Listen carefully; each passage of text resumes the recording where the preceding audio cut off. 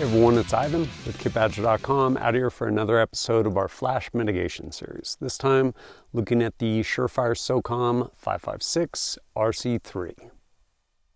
If you followed this series, I've looked at basically flash signature of a number of different guns, cans, barrel lengths, stuff like that. And this is one more episode. We'll start with, does flash matter? For most people, probably honestly not. Like, up drills at 10 yards on cardboard doesn't really matter very much. Honestly, even shooting under nods with friends doesn't really matter. Not a huge consequence if someone's gun is bright, sparks, anything like that. There are absolutely situations where it does matter. And when it does, it's very real. Otherwise, not so much. So use case totally depends on you and how and what you're doing, I guess. So with that in mind, ended up going out with the Surefire RC3, SOCOM556.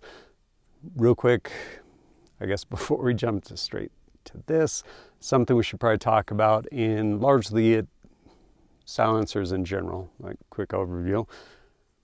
They're not designed in a vacuum. So when a company is like, hey, we're going to go out and we're going to make a silencer, they make it trying to find these different parameters and trying to find different, like, hey, what's important to us? Like, does weight matter? Does flash, sound, like all of these things? And ultimately you get to pick a couple of them. You don't get all of them generally.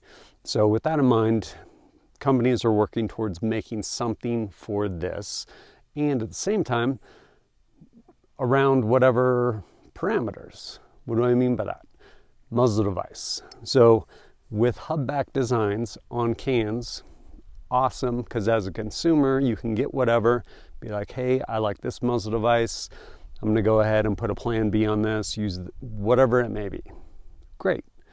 But from a design and manufacturing standpoint, doesn't necessarily play well in that something is designed around something. So by way of example, SOCOM556 RC3, designed around 3-prong flash hider. Why?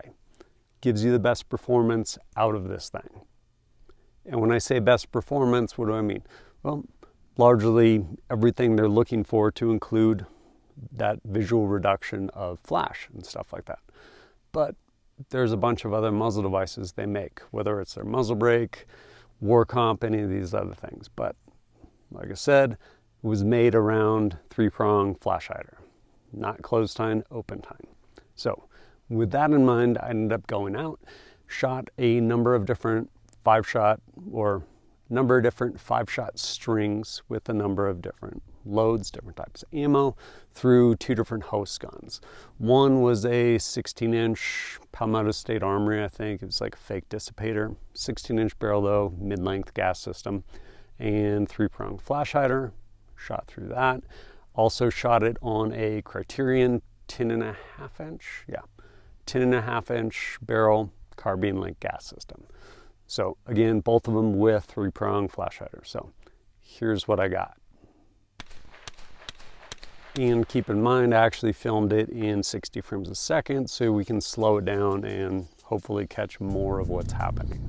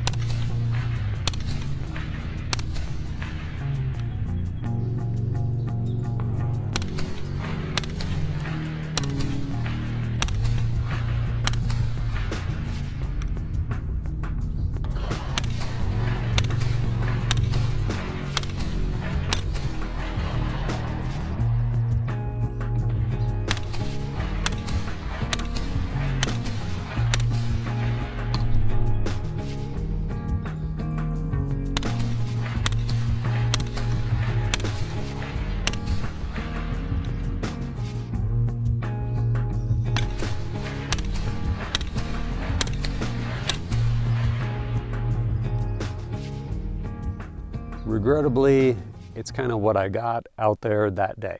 I will say It was the second time I went out to film it. The first time, had the camera kind of where it was, and I was basically just shooting off the side of my camera. Went back, looked at the footage, here's some of it. It's like, oh, well, yeah, I mean, if you're looking down the muzzle or the end of the suppressor, yeah, there's going to be a flash. Like, you're going to see a flash every single time because you're basically looking down the muzzle. So I was like, dang it. Went back out to go refilm. When I did, local range, everything was all set up. Big next to me, they're like, oh, it's starting to get dark. Let us turn all these lights on. I was like, it is what it is.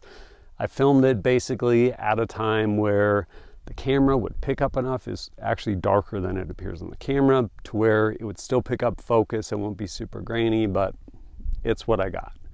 What does that tell us definitively? Probably nothing definitively, but pretty good, accurate representation of my experience with this can. I will say I was actually down doing some predator hunting with my boys and my oldest son, Jada. Had a thermal on, taking a couple shots, no ear probe. Like, I couldn't see anything, it was dark. He had the thermal inline on the rifle, but yeah, like from off to the side, I was like, oh, that's really not much coming out there, that flash. And I mean, really, same with the RC2. If you have ever seen that stuff, it's kind of a little pencil of flame coming out. Does that matter? Goes back to use case. I have no idea what you're using this thing for. Hopefully this has been helpful.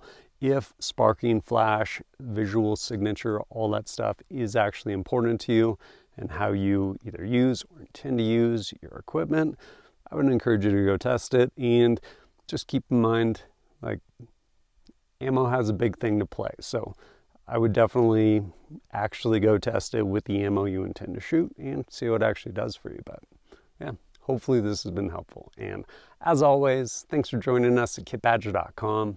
Look forward to seeing you next time.